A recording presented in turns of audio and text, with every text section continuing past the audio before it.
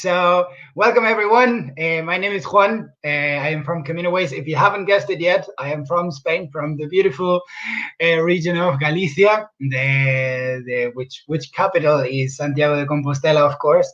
I live in Dublin. I live in Dublin for the last 11 years. So I'm a third of an Irish by adoption, really. So I'm very happy, very delighted to really be talking to you today about the Camino de Santiago, something that I grew up with, something that I grew up loving, something that I grew up doing. So it is my pleasure to bring it all to you. If you have any questions at any time, by all means, please pop them into the box. It's a good number of us today, so I'm sure that I can get to everyone. If not, if your questions are not answered or you feel shy to type in the box, don't worry. You can send us an email to info@CaminoWays.com and we will give it back to you as soon as possible. So let's kick off Camino de Santiago and your first steps. I hope you're all keeping safe and good, and you're not stepping out too much from home, just for the basic needs. But here we go. It's time for us to really start thinking about what's coming after COVID, and this the Camino de Santiago is probably one very high up on many bucket lists. So here we go. As I said already, very well. There in the picture, we are a strong multicultural team with many different nationalities, many different languages spoken, many different comings of life. So we all ended up doing something we absolutely love, which is talking about the Camino de Santiago and preparing the best possible experience for the most precious time you have, which is your free time, of course. So a very big welcome to you all from all of us in CaminoWays. So a little summary of what we're going to see today. First up, of course, a little introduction on what we do, what is the Camino, then the top routes of the Camino, and we will talk more into detail about the most popular, of course, and some tips to start preparing for your Camino trip, for your Camino adventure. So what do we do? Basically, we organize walking and cycling holidays in the most popular routes in the Camino. I won't say all of them because obviously they can start from as far and wide as you want it. But in the main routes in Spain, Portugal, and France. And we also do work with the Via Francigena, which we will also talk a little bit more at the pilgrimage to Rome and some trips in Ireland and the Canary Islands. Very different islands in terms of weather, but very beautiful scenery in both. So apart from the self-guided walking and cycling tours, which could be most of what we do, we also organize guided tours and tours for groups and charities such as your local cycling club or walking club. And we put it together very differently than we could for individuals, of course. And we also offer other routes, as I already mentioned, in Ireland, the Canaries, and Italy as well. So if you're interested in something other than the Camino, don't worry, we have something for you too. The reason of what we do and the reason why we are the leader tour operator in the Camino de Santiago, obviously, is to give yourself the comfort and the peace of mind, really, that you're booking selected accommodations, that you don't have to scratch the internet to find accommodations that may be exactly what you're looking for. We already know them. We have the knowledge. We have worked with a really high number of accommodations over the years.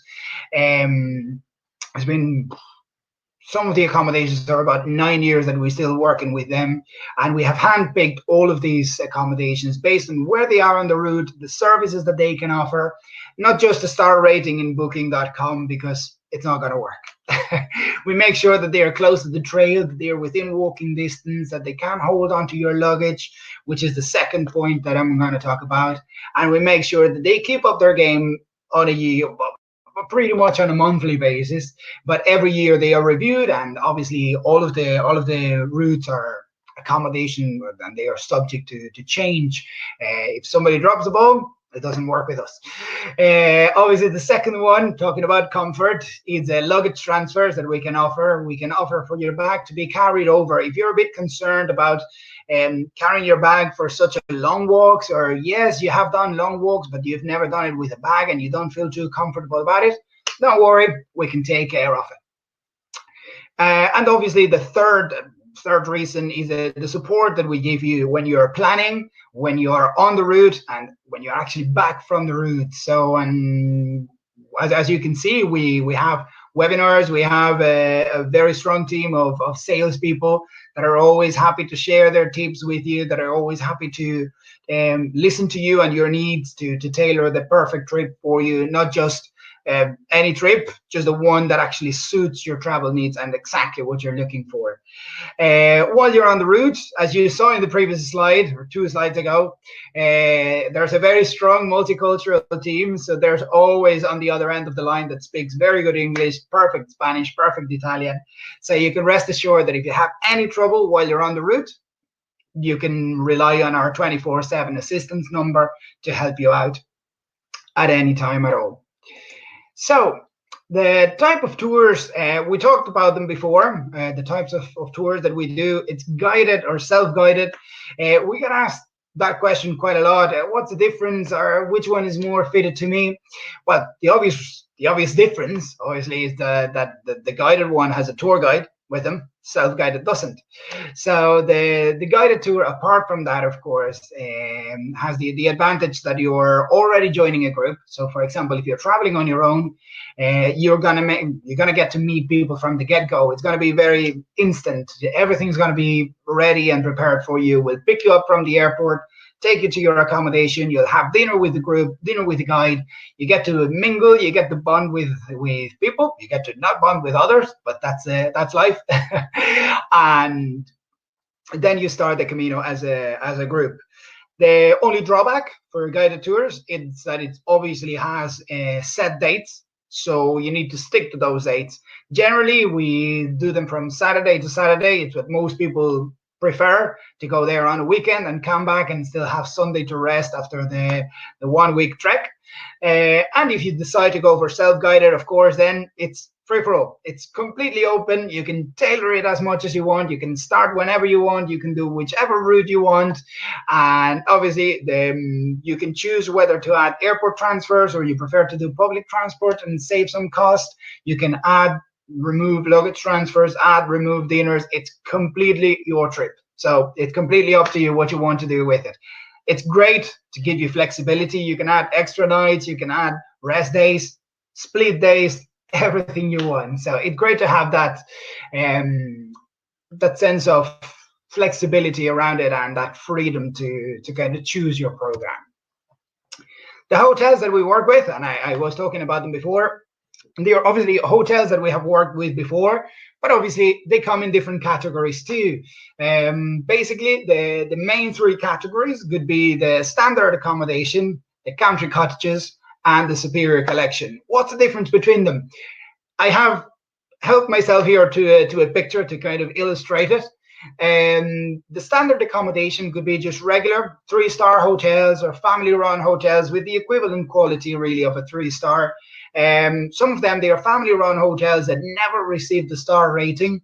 So it could be a bit unfair to leave them out just because they are a family-run hotel, when sometimes they look a lot better than some 4-star hotels and they have a lot more charm, a lot more character. But basically, that could be our standard of accommodation, either a 3-star hotel or a family-run hotel of an equivalent quality. They could be as close as possible to the trail and as close as possible to the center of town. You might not think that is necessary. You might think, well, if I'm going on the Camino, I might as well stay whatever. It has to be taken with a pinch of salt, really. When you get to the town, it's really, really nice to enjoy the time with other pilgrims, to hang out a little bit, even if it's just for a few minutes before you head to your accommodation. It's really, really nice to just put your feet up, indulge in some tapas, maybe sleep a siesta, anywhere. It's completely allowed in the Camino, especially in the small towns. You'll see people resting their heads, resting their feet, and resting their bodies all over the place. So don't be scared if you need to take a little nap even in the side of the road. The accommodation type in the middle tries to illustrate the country cottages. The country cottages is something really, really popular from Galicia, from my home region. Nice flag there. And they're basically hotels, pretty much like agriturismos in Italy, which are very, very popular, even more nowadays than regular hotels. They're located in rural areas. They are set in the countryside. They generally have a lot of land, and they have their own produce. They have their own vegetables, their own meat, their own cheese. So they are a really nice retreat. They are very quiet. They could be set out like 10 or 15 kilometers away from the Camino. So that kind of gives it an advantage and a disadvantage. So the advantage, of course, you're going to have an awesome night. You're going to have an amazing dinner. You're going to have amazing breakfast. The disadvantage is, of course, that you will miss out on that really nice atmosphere that I was talking to you about when we mentioned the standard accommodation, of course. Needless to say, they are very unique, very charming, very characteristic from Galicia. As you can see there, the one in the picture, it's an old schoolhouse that was reconverted into a hotel. But there's pretty much everything in there. There is old manor houses restored into a hotel, old textile factories, water mills, everything. There's a really, really nice mix and match of accommodation. Very, very unique, very nice. Very well recommended to experience at least once during your trip, but bear in mind that they could be far away from the accommodation. We will obviously bring you back and forth, but you're gonna miss out a little bit on that experience, at least for just that one night. We can do it in the smaller towns where it's not much of a big deal. And finally, the last one that you can see, it's a Superior collection. Superior, it's just simply the best accommodation we can find along the way. Whether that means a 5-star hotel, a 5-star parador, like you see pictured on the right of your screen, or a country cottage. Sometimes, if the town is too small and they don't have any 4-star or any 5-star accommodation or any upgrade that we can talk about, we could use country cottages. Needless to say, you don't need to just choose one or the other, or either of the three. You can mix and match. You can go for a standard for most of the trip, but splurge here and there in the bigger towns where you're going to be in the city center and get a nicer accommodation. Get to experience that the country cottage at least for one of the nights. So it's completely up to you. So guys, if you have any questions at all about what we have talked already, please send them in the chat box, and I'll be more than happy to reply to them. Gonna get a bit of coffee. Water that important throat. So first up, what is the Camino and what is the way of St. James? What is the Camino de Santiago? Many people might associate the Camino de Santiago to one route. I will talk about it later, but no, it is actually a network of routes, all leading up to Santiago de Compostela, to the famous cathedral, where the remnants of St. James, the Apostle of Jesus, is buried, and the remnants are kept. Back in pre-Christian culture, the Camino didn't actually end up in Santiago, but instead it finished up in Finisterre. It was a well-known pilgrimage to do for a specific time of the year, which coincided with the midsummer solstice, and hence where we get the original way, the pre-Christian walk that came from Oviedo, where most of the Celtic tribes inhabited the north of Spain, down to Finisterre, where the land of the living was meant to be the closest possible to the land of the spirits. Of course, when you get to Finisterre, you can only see the horizon, and the closest you have to yourself, it's water and the sun, which for them was pretty much the all-important God. So it started like that. Then it became a Catholic pilgrimage when they discovered and when they unearthed the remnants of St. James in Santiago de Compostela. In medieval times, it became a really, really important pilgrimage that rich people or very Catholic people or people looking for repentance from their sins could take on. And finally, back in the 20th century, already we were gonna make a big jump there. It became the popular pilgrimage that it is nowadays. People nowadays do the Camino not just for the for the religious aspect of it, but obviously for the sport or for discovering new cultures, because they like a walking holiday, because they have actual kind of a religious interest in it. So there are, as I say, as many reasons to walk the Camino as people actually walking it. So whatever your reason, you're more than welcome to come. You're more than welcome to join. And there is something for everyone, as we like to say. So don't feel shy to ask any questions you have or anything, because every Camino has its particularity. Every Camino is different, and yours should be like no other. So we're here to make it special for you. So guys, what are the top routes? And that brings me back to what I just said. People tend to associate the Camino with just the Camino Francés, the French way. Of course, it is undoubtedly the most popular, hands down. Okay, it carries more than double what the rest of the other Caminos together do. So it is very, very important. Why is it so important? Many ask, and question many people's minds. Well, it was the fastest way for pilgrims from all over Europe to make their way to Santiago. As you probably know, between Burgos and León, Spain counts with a semi-desertic landscape almost. It's a really, really flat route known as the meseta, okay? So for them, obviously, if you're a pilgrim back in the Middle Ages, you really want the flattest route. So that's the one they started taking just solely for that reason. Pragmatic, it was very, very easy to walk. And because that route gained in popularity, some towns actually and some businessmen, they took notice of it. So they started offering more security, offering more inns, offering more restaurants, offering more places to stop. And the Camino fed pretty much the towns, and the towns fed the French way. So it became a perfect connection. And nowadays, obviously, it has become the most popular because of the amount of services that it actually holds, and because as well, it is the easiest way to get into Santiago. If you have watched any movies or read any books about the Camino, chances are that the writer or the author or the director is talking about the French way. It's a one that you can see in the movie The Way, in the Pilgrimage from Paulo Coelho. It's the most popular of all, but not the only one. And here we have to also talk about the other ones, of course.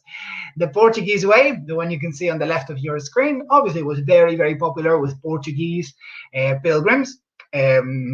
A nation of good Catholic people as well. So it became very, very popular in the Middle Ages. And then again, in the 20th century with Portuguese pilgrims. It has two variants. Coming from Lisbon to Porto could take about 3 weeks. And from there, you can choose whether you want to go on the coast or you want to go on the inland route. The inland route, a lot more historic. The coastal route, a lot more scenic. Okay, we will talk a little bit more about it.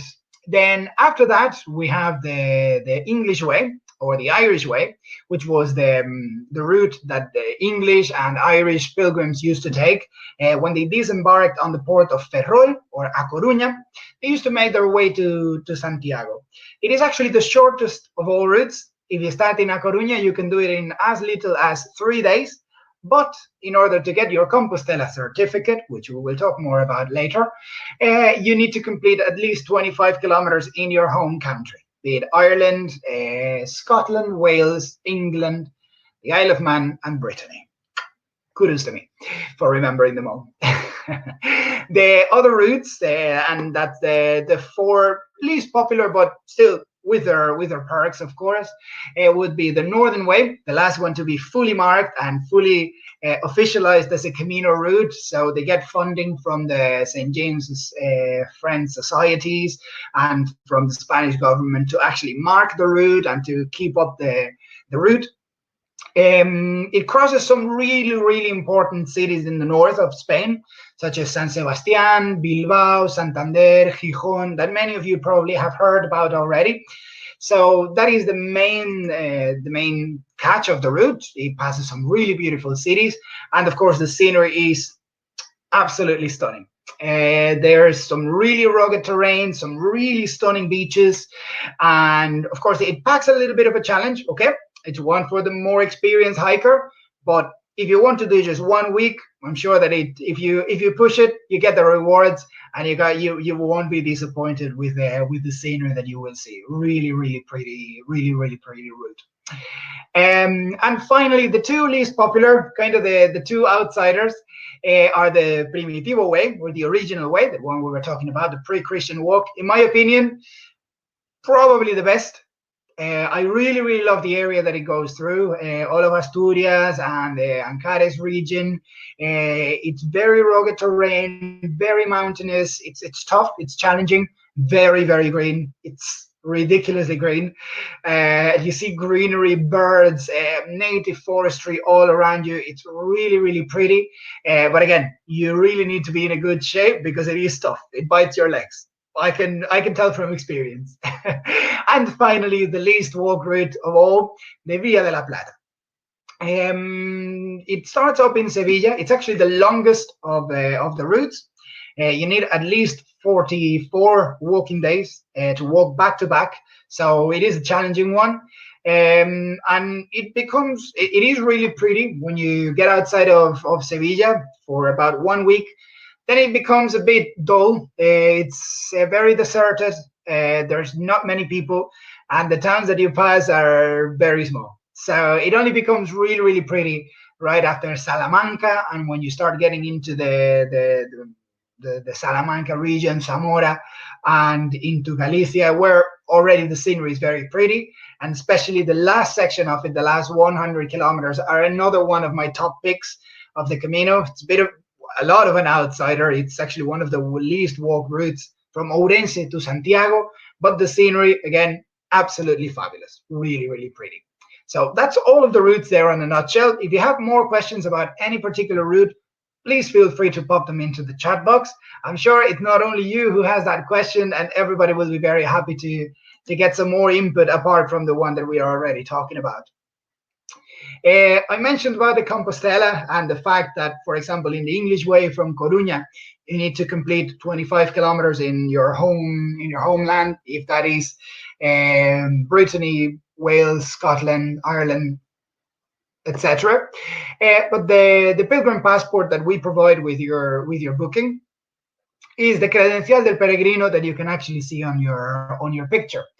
And it's a small booklet where you need to collect your stamps just to prove that you're walking to Santiago. Okay, back in medieval times, every church had a stamp, so the pilgrim could just present a little booklet, get the stamp from the church, and prove that he was a real pilgrim. So everybody could have to give him a place to rest and give him at least a portion of food.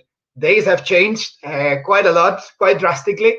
So nowadays, the pilgrim passport is used to actually prove that you have walked the Camino, to get your Compostela certificate when you get to Santiago de Compostela. If you're covering only the last 100 kilometers, the bare minimum that you need to get your Compostela certificate, you need to collect 2 stamps per day. Okay. If you're coming from further afield, you only need 1 per day, but still you need the 2 per day once you get into the last 100 kilometers walk or 200 kilometer cycle. I hope that all makes sense, because it's very hard to understand. You get used to it anyways. So another question that we get asked quite a lot is, Juanma, what do you recommend, walking the Camino or cycling it? Camino comes from the Latin caminare, which means to walk. Okay, it's a path that it's made for walking. I am an avid cyclist. In fact, the sun is out here in Dublin. Quite a familiar sight these last months, but not for the rest of the year. So as soon as the webinar is over, I'll be out on my bike and respecting my 2 kilometer radius for sure. But I have to say, as much as I love cycling, the Camino is for walking. Why? Because it does give you more time to enjoy the scenery, to enjoy the towns, to chat with people. You will get to meet a lot more people that you will meet if you are cycling. Needless to say, you're going to meet people if you cycle, for example, the French way or the Portuguese way, because they are really popular with pilgrims and with bike pilgrims alike. But still, you won't meet half as many of the people. I can assure you that. Still, it is a really nice experience. If you're a lot into cycling, you're self-sufficient, you're confident with long distance rides, of course, go for it. It's a fantastic experience. You also qualify as an official pilgrim. It hurts as well as walking, so don't worry, you're not no lesser of a pilgrim by doing it by bike. But in my opinion, in my humble opinion, and of course you can do whatever you want with it, I would rather walk it or over cycling it. I have done both, so I can pretty much talk from experience. I like both, but I much more prefer walking over cycling. That's my opinion. So we're gonna go into a little bit more detail about the most popular routes that we talked about. The Camino Frances, as we already mentioned, is the most popular. It's the blue-eyed boy of the Caminos, as I like to call it. It starts in Saint-Jean-Pied-de-Port in France, hence why it's called the French way. And it finishes up in Santiago de Compostela, or Finisterre if you want to stretch it out farther. It's 800 kilometers approximately in length. Okay, it takes roughly about 5 weeks to complete, back-to-back days, that is. I always recommend adding a couple of days to rest, because obviously it's quite a lot for the body. It's a very common thing to do amongst pilgrims, to take a rest day here and there, especially in the bigger towns, the ones where you have a little bit more to see and do. Obviously, you might as well use your pilgrimage to get to know some bigger towns like Pamplona, Logroño, Burgos, which have a lot of history, which have a lot of things to see and do. So it is something that you really should encompass in your trip, that you really account for. Obviously, the last 100 kilometers of the French way are the most popular bit, but the first part as well is very popular. So starting from Saint-Jean-Pied-de-Port, you go over the Pyrenees, the dreaded first day, and the first day that everybody portrays so hard to walk. Actually, guys, it's not that hard. If you're used to any sort of mountain walking, the route up to Roncesvalles, it's mostly paved. When you get to the dirt trail, it's actually very well pressed. So it is actually quite easy to walk up. It is a long day. Of course, take plenty of rests. That is the recommendation of all Caminos. Make it your Camino, take it at your own pace, and you will get there. Okay, it doesn't matter how long it takes, you will get there. And then when you go on the Meseta stretch, obviously nobody could come looking for the Meseta stretch alone. Okay, the Meseta is something that you enjoy if you're making all your way to Santiago, but you couldn't really choose it as your route of choice, because the scenery, it's quite dull for about a week or 10 days, and then after Leon, the Camino explodes. It's amazing. It just explodes into beauty. You go from cereal crops to the mountains of El Bierzo, the small towns of Astorga, Ponferrada, Ocebreiro. They look magical up in the hills. And then you start coming into the rolling hills, the lush green valleys of Galicia, water everywhere, native forest everywhere. So the one pretty much that you can see in the picture, it is absolutely stunning. Actually, fall time, now that we are also aware of the COVID crisis and everything, looks like, look, if we don't have any new waves, we will be okay to reopen in August, September, October. So for that particular reason, for that particular time of the year, October might be a really good time to do the French way. As you can see, there's a lot of forestry, and with it comes some really beautiful colors, some really beautiful scenery, even going through those forest trails. So a really nice option to do later in the year if that is what you're looking for. The second most popular, and the one that I'm the most proud about, coming from Vigo, part of the Portuguese coastal way, it's of course the Caminho Português da Costa, or Portuguese Coastal Camino. Starting in Porto, this one only takes about 2 weeks to complete. Okay, that's back-to-back days. You can do it in as little as 12 days. And as you can see in the pictures, the scenery is just stunning. Okay, it's a really flat route. So it's very, very good for those of you a bit concerned about fitness, or if you're looking for an easier route leading into Santiago de Compostela. This could be a really, really great option, guys. You can do just the last 100 kilometers, pretty much like we do with the French way. They could start in the beautiful, beautiful seaside city of Bayona, very historic. It is actually the first port of call in mainland Europe or Spain that knew about the West Indies. So it's the first point that Columbus reached after his expedition to the West Indies. Okay, not to America by then. So the people from Bayona were actually the first ones to know about the discovery, the great discovery in 1492. And for the route for the first week, it's fully coastal. There's just one day that veers inland a little bit. You can still see the coast in the distance. On the last 100 kilometers, you get 2 days on the coast, 2.5 really, and then the other 3 days turn inland. Of course, Santiago is inland, so you need to walk towards Santiago. Do not despair. It is still very, very beautiful. You walk through the Albariño wine growing region of Galicia. Some people never made it out. Just kidding. But it is a really, really beautiful route instead. Even when it turns inland, you're walking through some really, really beautiful countryside, through loads of wine growing regions, as I said, through some really beautiful forestry as well as you approach Santiago. So you get a really, really nice mix of landscape condensed in just 1 week. Okay. And obviously, I'm a bit biased being from Vigo, but the walk between Vigo and Redondela, part of the last week of the Portuguese coastal way, it's one of my favorite in all of the Camino routes. I have walked 4 so far, so obviously I have a lot more to learn, but it is a fantastic, fantastic day of walking, overlooking the sea, hearing the birds, just going through the forest, an off-road trail like no other. Amazing. I will stop myself talking about it, because otherwise we could be here for 2 hours. Thirdly, the third most popular route is the Camino to Finisterre and MUXIA. As we talked about, this was the end of the pagan pilgrimage. You can clearly see on the picture on your right why they thought it was the end of the world, why the Romans called it the end of the world, and why the pagans thought that it was the land that was the closest to the land of the spirits. Right?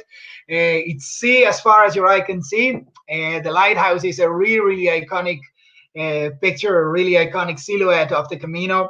But the walk itself, as you can see there on the left part of your screen, is absolutely fabulous. Coastal scenery that really takes your breath away.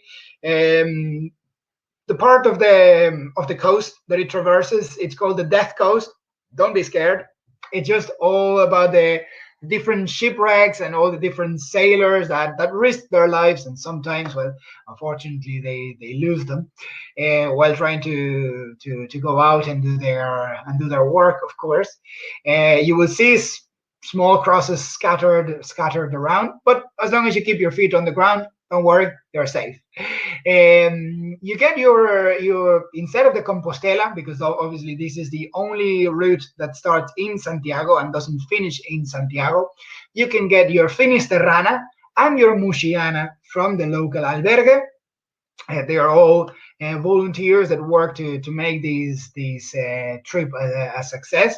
So you can always request your Finisterrana or your Muxiana when you get to either of the two places. The first 2 days are just regular countryside walking, not much to shout about. After day 3, guys, you're in for a treat. It's absolutely stunning. You go through the river Chayas. You walk into the coast. The picture you see on the left is the and then you go into Finisterre, Muxia, some really, really lovely fishing villages. You see plenty of restaurants perched on the pier where the fishermen come in, and pretty much it goes from the sea to your table. If you're into fish, a trip like no other, guys. Let's continue on then. So that was pretty much the top 3 routes. If you have any questions about any of the other routes, or if you want more information about any of the routes we talked about, please feel free to pop them into the chat box, or send us a an email to info@CaminoWays.com, and we'll be more than happy to answer any questions. I know we only have 1 hour, so I can only talk as much. And now I'm going to take a little coffee break. Perfect. So if there's no questions, guys, I'm just going to crack on with the last part of the webinar.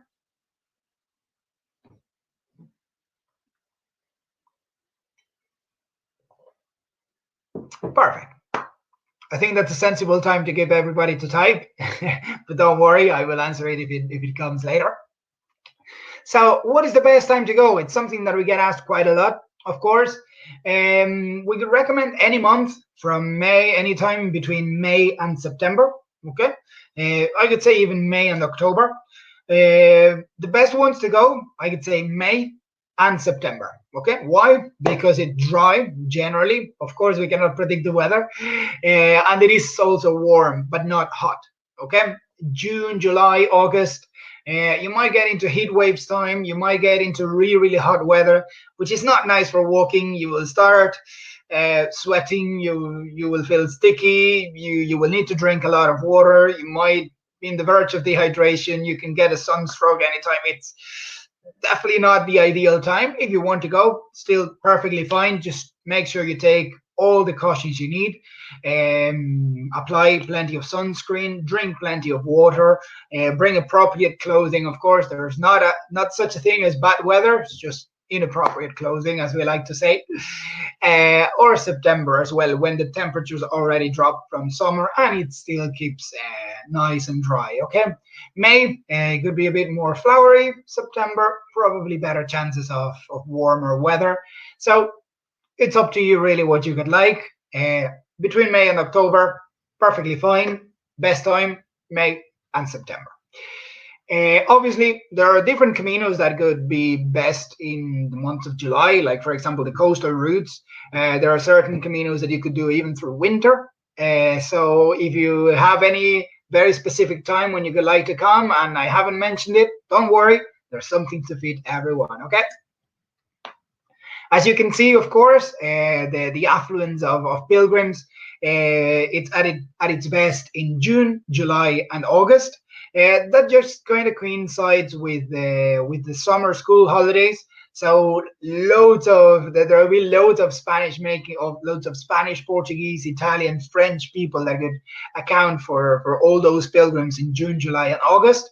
But you can also see that May, September, and October, they're really popular times too, and that is to do more with the international pilgrims. So people coming from northern countries like Ireland, England, Scandinavian countries, Germany, the US, Canada.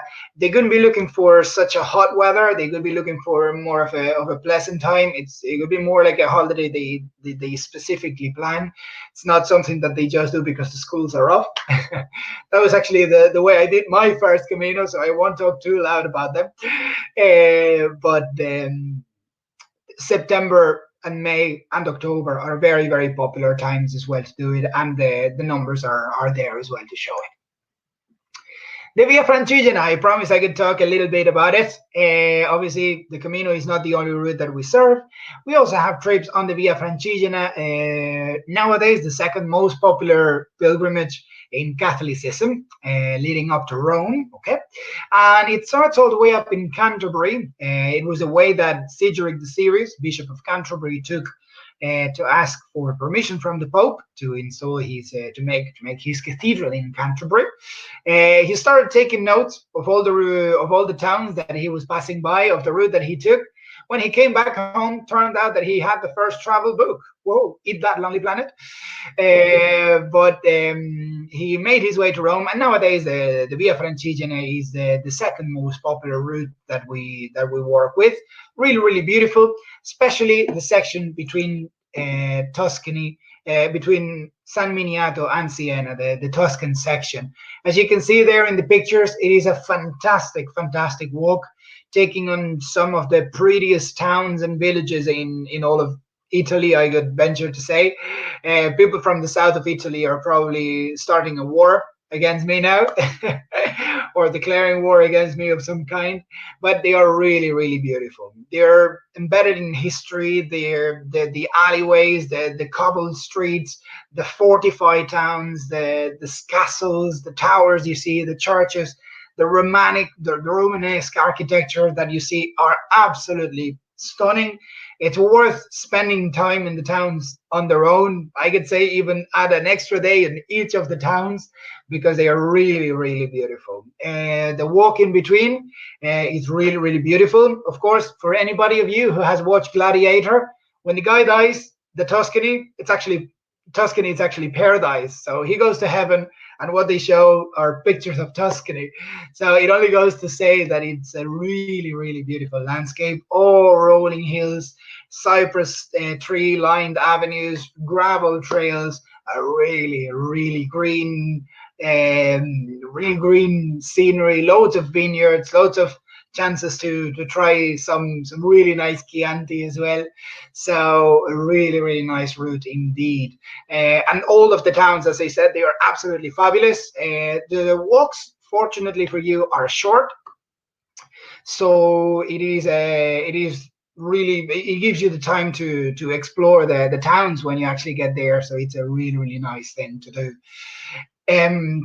Back to the Camino, and of course, looking ahead to 2021, it is a holy year. What does that mean? It is special in the Camino. Okay, it only happens every few years, and it's the celebration we have because the St. James Day, the 25th of July, actually falls on a Sunday on next year. So the celebrations are going to be epic. Pretty much. It is also one of the very, very few years when they open the Puerta del Perdón, the forgiveness gate, or the pardon gate. It's a small gate, it's a small entrance into the cathedral that you can only cross if you're a pilgrim, and you come there on a holy year. Okay, so you actually have to present your Compostela to certify that you have walked the Camino, and they will let you go in through the gate and into the cathedral through that special door that is only open very, very few times in one's lifetime. So if the Camino is in your plans, 2021 is the perfect time to do it. The celebrations are going to be huge. There's going to be loads of people. If you're not into meeting too many people, don't choose the French way. Just go for any of the others, and you will still get the same experience. You will get that social atmosphere without the crowds. So there's something for everyone, as I said. Back to the tips as well. Something that we get asked quite a lot. What do I pack? What do I need to bring? Obviously, the way of packing is going to be very different if you are opting for luggage transfers or you decide to carry your own stuff. Okay, but mostly we advise to travel light. Okay, don't bring unnecessary things. If you want to bring a pair of jeans for the evening, fine, but you really don't need it. The pilgrim look, some hiking pants and the pilgrim boots are perfectly fashionable in every town in the Camino. And you don't need to bring nice dresses to go out at night because you really will be wrecked. Don't bring heels; your feet will hurt way too much.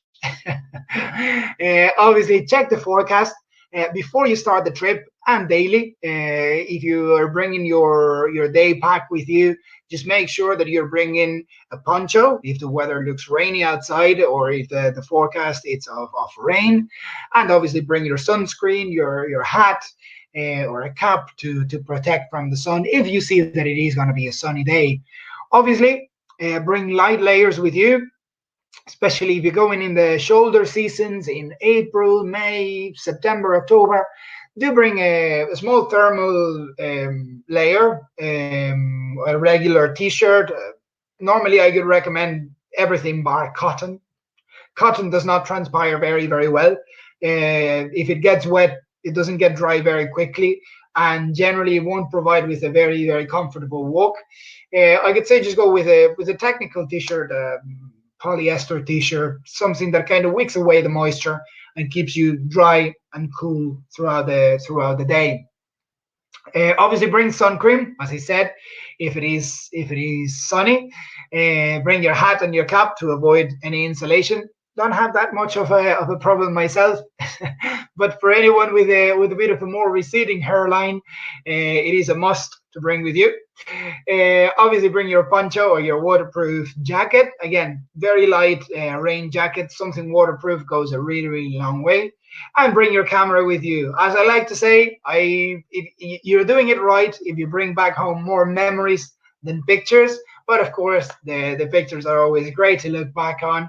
They're a great memento of the trip, and I'm sure that you will remember very, very fondly all of those memories that you actually make on the Camino. So the final 10 tips for the Camino, of course, pick the right route, okay? Don't just go for whatever sounds the most appealing in terms of scenery or in terms of popularity. You know what you like, let us know. You can pop it in the chat box. As I said, you're very, very quiet today. No worries, you're making my day very, very short. Thanks for that. But if you have any questions or if you're looking for the perfect route for you, feel free to send us that email to info@CaminoWays.com or call us on any of our phone numbers. We'll be more than happy to pick up the phone, chat with you, find out what you like, what you don't, and get the perfect route for you. Obviously, practice. It goes a long way. You're going to enjoy it a lot more if you're fit and you're confident that you can actually do it. As I like to say, the Camino is a 10% of physical, of physique, and the 90% of just plain stubbornness. So if you set your mind to do it, you will do it, okay? If you take care of your feet, you will reach them without problem with your feet. If you have the right mindset for it, you will enjoy it. And if you don't have any of the three things, just practice, go out and be as confident as you can before the time of your walk, of course. Discover the local culture. You get a little insight into the Galician culture there with the flag. But of course, learn the language as much as you can, or just a few snippets of the language. Greet everyone in the local language, whether it's Portuguese, Spanish, French, Galician. It will go a long way. If you won't get anything else, you at least will get a really nice smile back and a buen camino wave. Of course, bring good equipment, okay? Equip yourself properly. You don't need to buy the most expensive boots in the shop, okay? Just make sure that you bring some boots or walking shoes that you have broken in very, very well, something that you're comfortable with, because you're going to be your walking partner for the whole duration of the trip. If I could invest in one particular item, could be in a good pair of socks, okay? A good pair of technical socks or merino socks. If you go in the shoulder seasons, they go a really, really long way to keep your feet dry. Keeping your feet dry is very, very important, of course, because you're a lot of time on your foot. If you have any kind of wetness, it'll become sore, and really it is a blister waiting to happen. So make sure that you pack a couple of pair of socks, just to change them halfway through the trip, through the day. Even if you get your feet wet, or you feel like you're sweating a lot, change them, get some dry ones, get a clean pair, and just continue on with the walk. Always looking after your feet, always preventing those blisters. You will get them, of course, don't worry. Okay, get a pair of get a good blister, get good blister pads on the pharmacy before you set out, but prevent them as much as you can, because they are really, really annoying. Don't forget your camera. Don't forget your credencial, okay? When you get to Santiago, you will want to claim your Compostela. You will want to get that memento to bring back home, and you want to be able to look back on your credencial and actually see all the stamps. You will, no doubt, take it from me, remember every place where you took the stamp, what you had in the cafeteria, who were you with, what was that church like. It is a really, really beautiful memento to bring back home, to me, even more than the Compostela certificate. Find your pace. As I said that at the beginning of the webinar, and I strongly recommend it to everyone. Don't try to walk at anyone's pace, okay? You will crisscross people. They will be faster, they'll be slower, they will stop, you will meet them, you will say hello, you will fall out, you will be friends again. Find your pace, go at your own pace, make it your own Camino. That is the most important bit of them all. Enjoy the spirit of the Camino. Be open to people if you want to be. Be quiet and secluded if you want to be. But always respect other people, respect the local culture. And in these days where we are caring so much about eco-friendly and eco and greenery and green alternatives to travel, the Camino provides just that. Okay. Bit of an austere way of living, a bit of a very primal way of living, but a really good way to connect with our true selves, really, to find ourselves surrounded by other people, all walking towards the same goal. It's a bit of a reflection of life, if you ask me. We're all walking towards the same unavoidable goal. So the Camino, our life, really is what we make of it. So go out there, enjoy it, share everything you want with other people, learn from other people anything you want, forget about other people if that's what you want and how you want to do it. It's completely up to you. So embrace that spirit, feel good about doing it, feel good about the fact that you're walking and you're putting in effort. And of course, after all the effort, enjoy the gastronomy, the Galician gastronomy. We guys have 367 official gastronomical parties. That's not too bad. That is one for each day of the year plus one. Okay. Apart from that, there's many other of unofficial gastronomical parties. We're very, very well known all over Spain for our food. So everything you see and everything you don't know, please go ahead and try it. Whether it's octopus, padrón peppers, the famous cocido, the Galician stew. You have already burned the calories over the course of the day, so feel free to indulge in some really beautiful Galician food. And finally, of course, if you're covering the last 100 or cycling the last 200K, don't forget to claim your Compostela certificate when you get to Santiago. Finally, for training and preparation, as we said, it is a really, really nice thing to be a little bit prepared, to build up a little bit of that fitness before you actually get on the Camino. So we recommend that you do a bit of mountain walking or hiking, a little bit of cycling. Obviously, if you're coming on a cycling trip, a bit of swimming goes really, really well for the back, especially if you're carrying your bag. You really want to strengthen those back muscles to avoid any injuries while you're actually on the route. And if you want more tips, more advice, and a lot more graphical advice, you can go into our YouTube channel, CaminoWays.com, and look up for fitness advice. You will see a fitness guide with exercises that are good for the specific workout that you're going to do, hiking for long distance and long periods of time, or download our fitness guide that you can find in CaminoWays.com. We have you all covered. Finally, for more information, not only on this subject, but on many, many others, you can follow us on Twitter, Facebook, Pinterest, Instagram, and YouTube. All the social media, we have you covered. Dan Masterson is asking, what has your government said about the Camino Francés opening up? Obviously, nobody has said anything yet. Still pretty much up in the air. It will pretty much open up when the lockdown is lifted. At the moment, the panorama is looking good. It looks like hotels will be able to reopen in early June, and now it is a realistic date, more than we had a month ago. So I could assume that by August, September could already be a safe date to return to the Camino. Of course, it is as good, I guess, as anyone else's. We don't know for sure when the cathedral will be reopened. We don't know when the albergues will be reopened. But from our part, it looks like the hotels will be able to open to start operating again in June. We don't know what measures they will be operating in. It's, as I said, as good as anyone's guesses. So planning for 2021 should be no problem, of course. There's obviously the unavoidable talks about second waves or third waves. Nobody knows about them.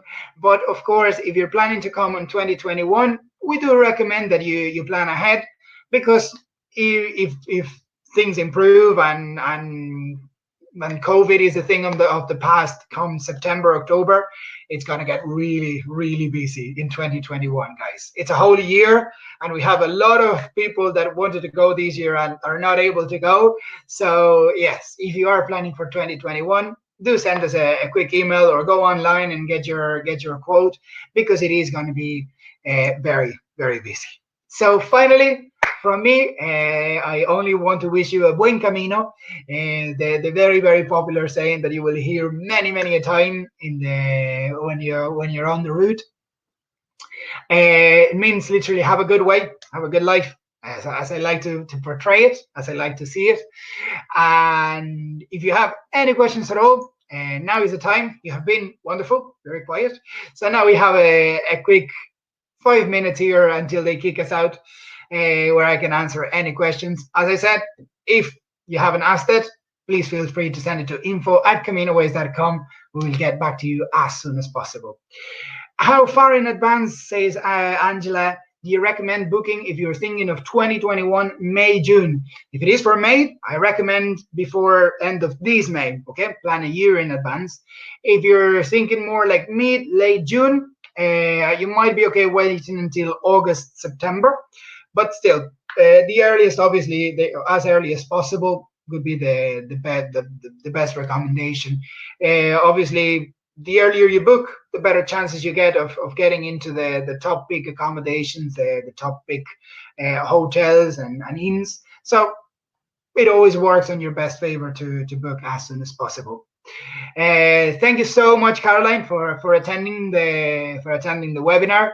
I hope that it was informative for everyone. And if that is all the questions, Phil, thank you very much. Because of crowds, is it better to start as early as possible? How is the weather starting in mid-April? It depends quite a bit of where you start, Robert. For example, I couldn't recommend doing mid-April in Galicia if you're only doing the last 100K. But if you're starting in the Meseta, weather in April should be already okay. If you're starting, say, in the Northern Way or the English Way, April could be a bit so-so. But if you're starting, for example, in the Portuguese coastal route, if you're only doing the last 100K of the Portuguese coastal route, starting at Saint-Jean-Pied-de-Port, thank you for that. I'll finish up with that. But yeah, April could be a good time to go, for example, in the coastal route where you get already milder weather. Starting at Saint-Jean-Pied-de-Port, I could recommend mid-May, okay? Because the weather up in the mountains, it's a bit more temperamental, starting even early May. You won't find the same crowds in Saint-Jean-Pied-de-Port as you will find in Santiago, so don't worry about it. You won't find crowds at all, I could say, in Saint-Jean-Pied-de-Port. The crowds, really, they can only be spoken of from Sarria to Santiago on the last 100K. So I could say that May, it is a really good time to start. Beginning of May, you will get good weather, not overly hot through the Meseta, and you will get in Santiago in a good time when it's already warm enough, but not too hot, early June. Thank you there. Hope that answered the question. What kind of temperatures are we looking at in June? You said the heat factor is present. Of course, Angela, if we go late June, you might get a heat wave going up to the 30, 32 degrees. That's talking about the Galician region. If you get a heat wave in the middle of the Meseta, which is 600 meters above sea level and is very, very barren, very exposed, you might be talking about 35, 38 degrees centigrade, which is really, really not nice to walk through. And you need a lot of water to go through that. Perfect. So, guys, that is pretty much everything from me, and we have just one last minute, so I'll remind again everyone, if you had any questions that you wanted answered, please feel free to go into our website and search the blogs, or you're gonna hate me for saying that. I know it's probably the 10th time I say it, but please feel free to send us an email to info@CaminoWays.com. We will get back to you as soon as possible, and we will answer all your questions. So, guys, that's everything from me. I'm gonna get on the bike. Buen camino to everyone. Thank you very much for joining the webinar, and adios y que Dios te cuide. God bless. Bye bye.